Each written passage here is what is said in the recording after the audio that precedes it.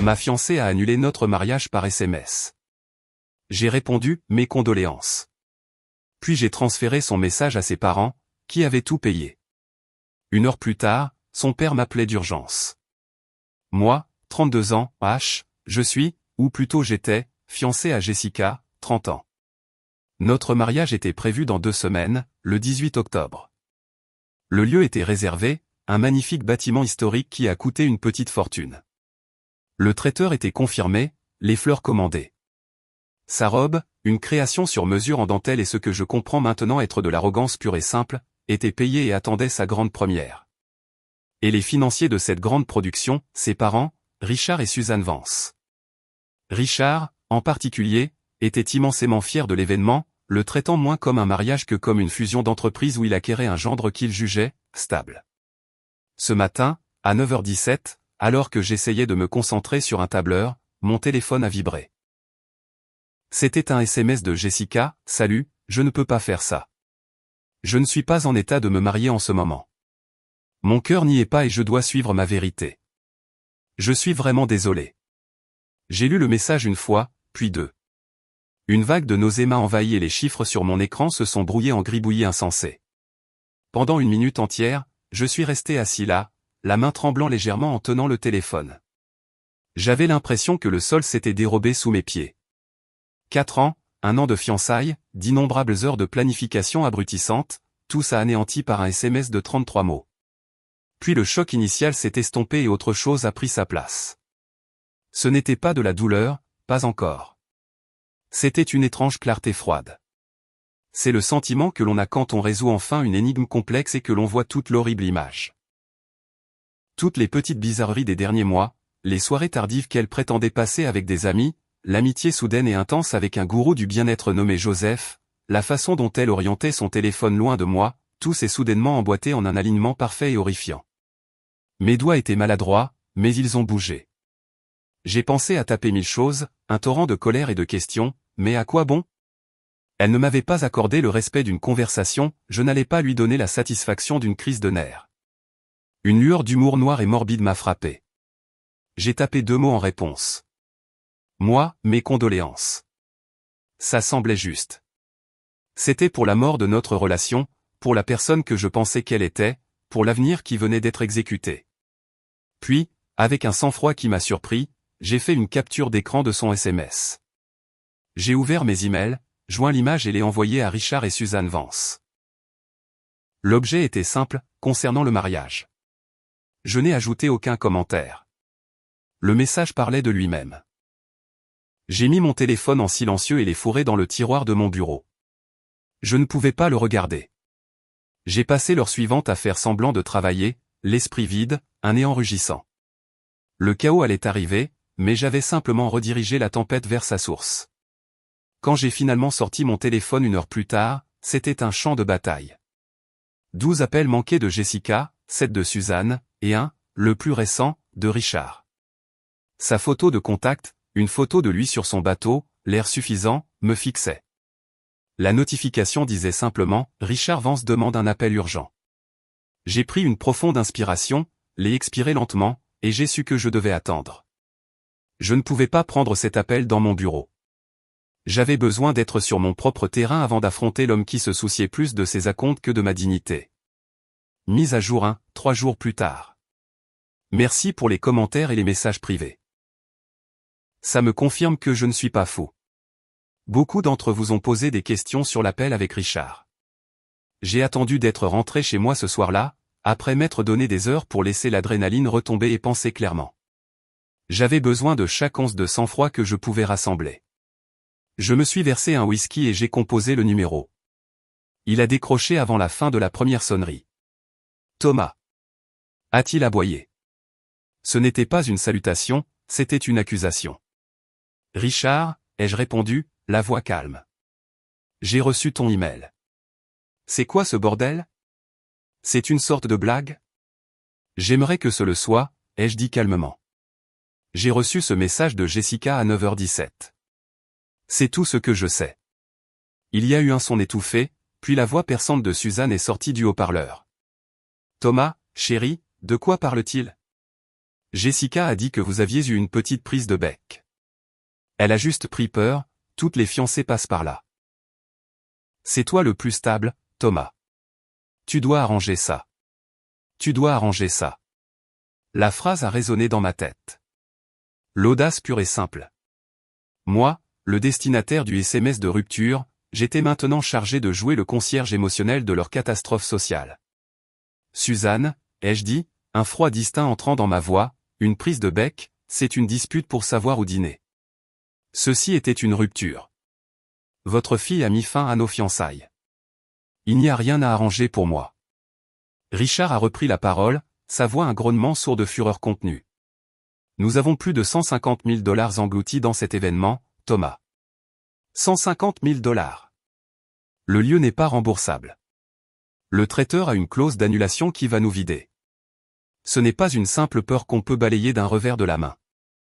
La conversation tournait entièrement autour de l'argent, des contrats, de l'embarras social. Pas un seul « est-ce que ça va ?» pas la moindre trace de sympathie. Je n'étais qu'un composant défectueux dans leur machine élaborée. On dirait que c'est une conversation que vous devez avoir avec votre fille, ai-je déclaré. C'est elle qui a rompu l'accord avec moi, et par extension, avec vous. Avant qu'il ne puisse déverser une autre salve de reproches, mon autre ligne a sonné. C'était Jessica. Une vague de colère, chaude et vive, a finalement percé mon calme. Je dois y aller, ai-je dit. Et j'ai raccroché au nez d'Evance. J'ai fixé le nom de Jessica sur l'écran et j'ai appuyé sur « Ignorer », si fort que j'ai cru que l'écran allait se fissurer. Un instant plus tard, les SMS ont commencé, « Tu as tout dit à mes parents ? Tu es passé dans mon dos et tu as essayé de les monter contre moi. Tu sais comment est mon père. C'est exactement pour ça que je ne pouvais pas t'épouser. Tu es si manipulateur et vindicatif. Tu dois les appeler tout de suite et leur dire que tu as surréagi et que nous sommes en train de régler ça. Mon père menace de me couper les vivres. C'est de ta faute. C'était à couper le souffle. L'abdication complète et totale de toute responsabilité. Je n'ai pas répondu. Je suis allé dans mon bureau. Sur le coin de la table, il y avait une lourde boîte en bois poli.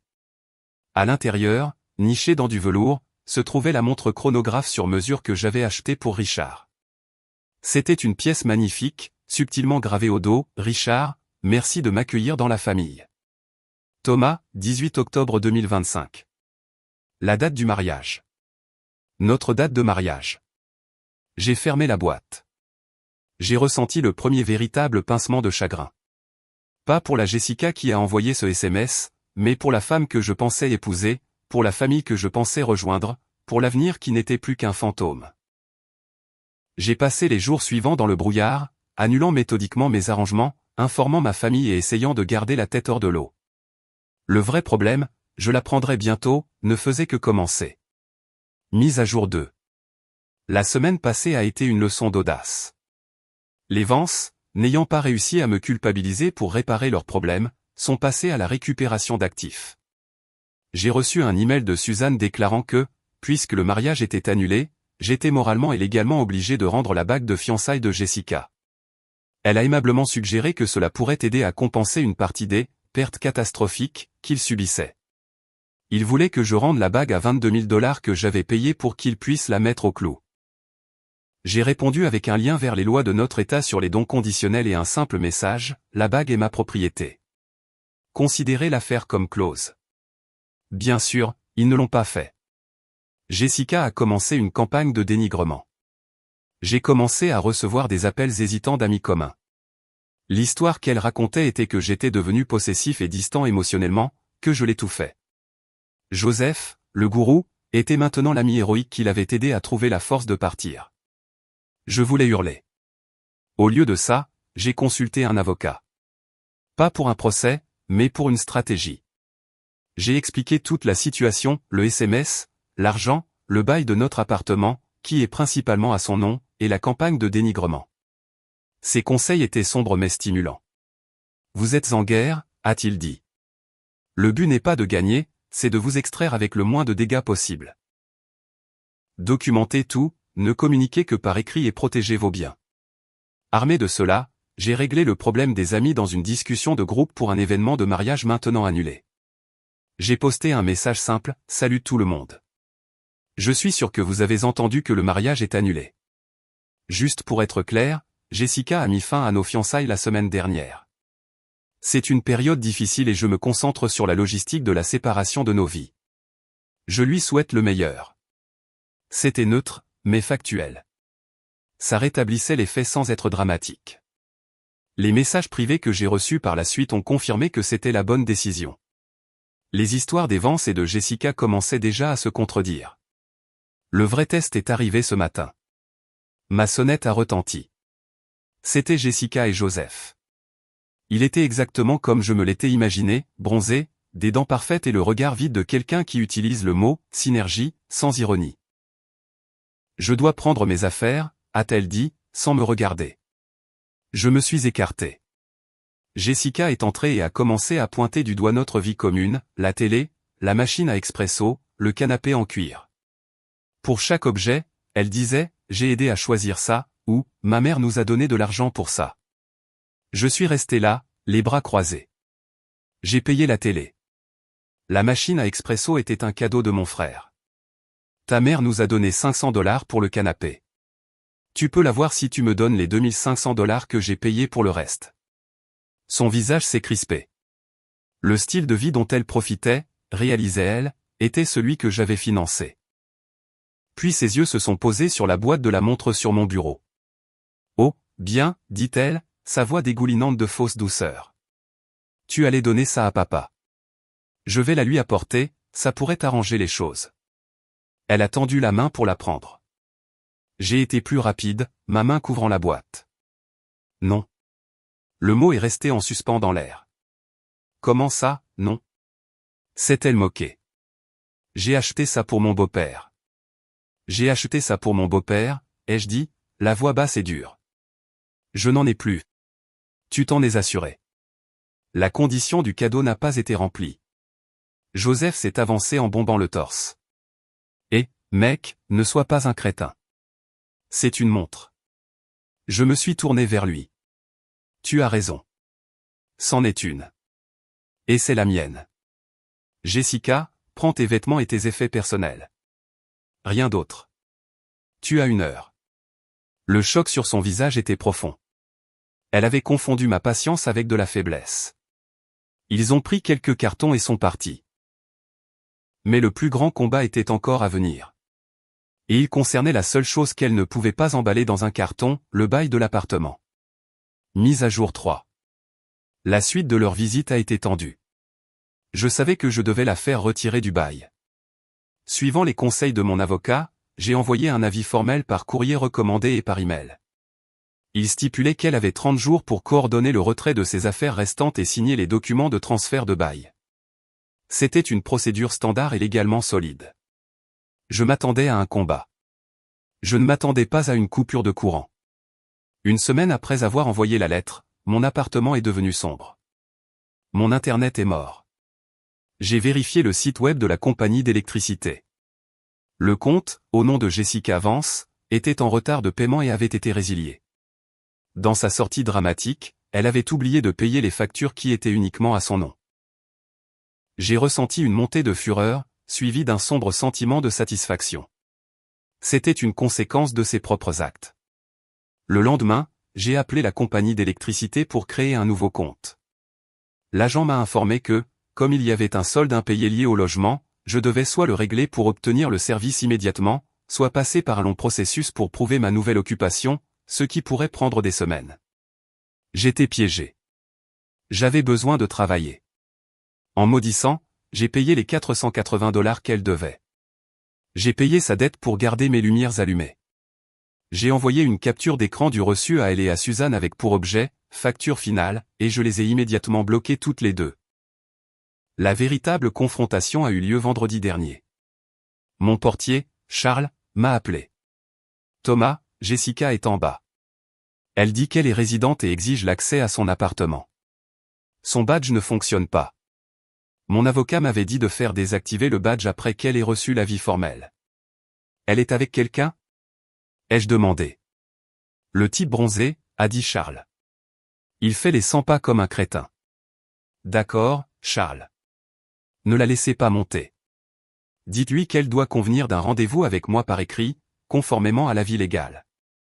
Si elle refuse de quitter le hall, veuillez appeler la police. J'ai raccroché, le cœur battant. C'était le moment.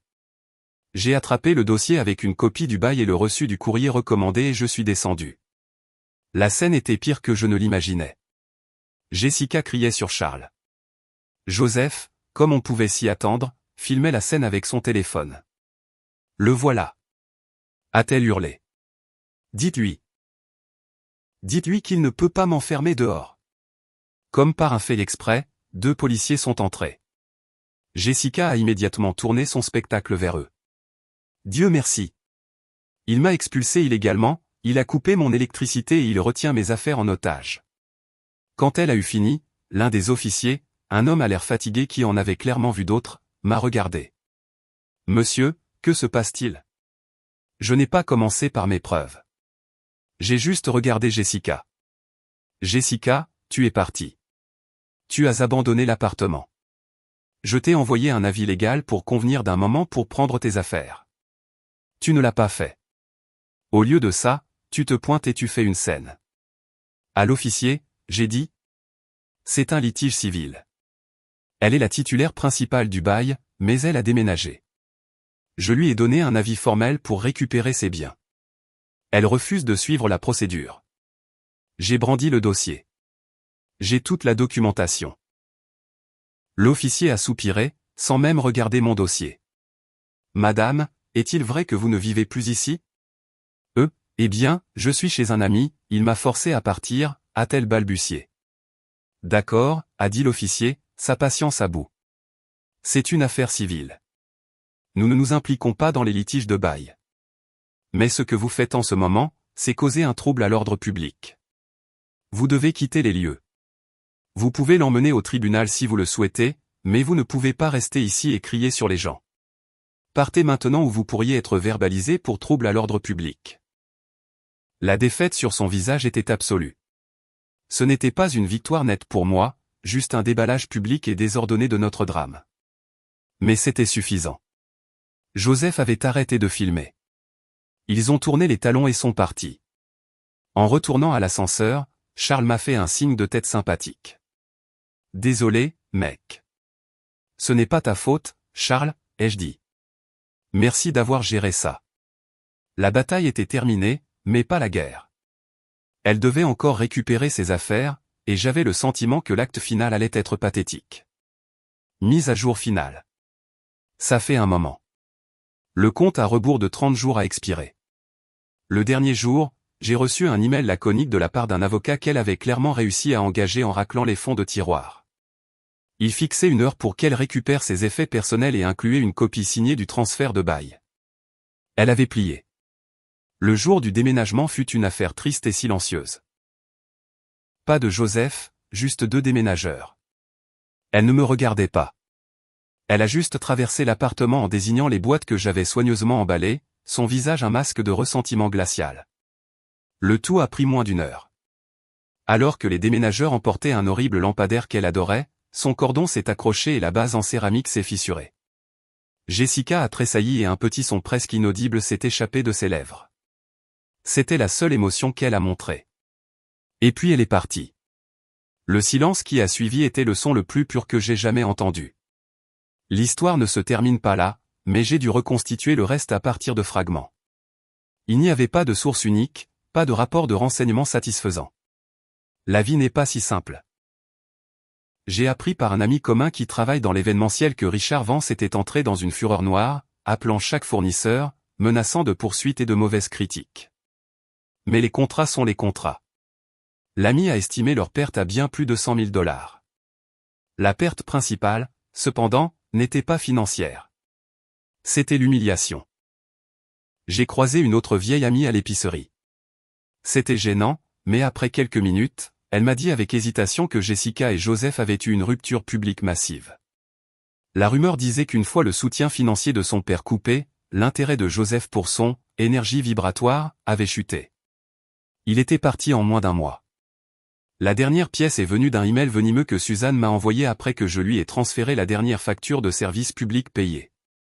C'était une tirade décousue et pleine de reproches qui, entre les lignes, dépeignait une famille en pleine tourmente, un mari furieux, une fille désemparée, et elle au milieu, me blâmant pour tout le désastre.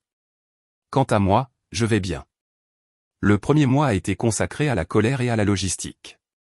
Le second, à surmonter le deuil. Pas pour Jessica, mais pour le mensonge que j'avais vécu. J'ai pleuré l'imbécile que j'avais été. Certaines nuits, l'audace pure et simple de sa trahison me frappe encore, et je ressens cette vieille colère brûlante. Mais ensuite, je me réveille dans mon appartement calme, un appartement qui est maintenant vraiment le mien, et je ressens un profond sentiment de paix. J'ai vendu la bague de fiançailles. J'ai utilisé l'argent pour rembourser les dernières dettes liées au mariage que j'avais contracté et j'ai mis le reste de côté. C'était comme fermer un mauvais compte. Et la montre, le chronographe sur mesure pour Richard? Elle est toujours dans sa boîte, rangée dans mon coffre-fort. Pendant un moment, j'ai pensé à la vendre, mais je ne l'ai pas fait. Ce n'est pas un trophée. C'est juste un rappel. Un rappel que mon instinct essayait de me dire quelque chose depuis des mois. Un rappel que ma réponse calme et méthodique n'était pas une question de vengeance, mais de survie. C'est un monument à la balle la plus chère que j'ai jamais esquivée. Merci à tous de m'avoir écouté.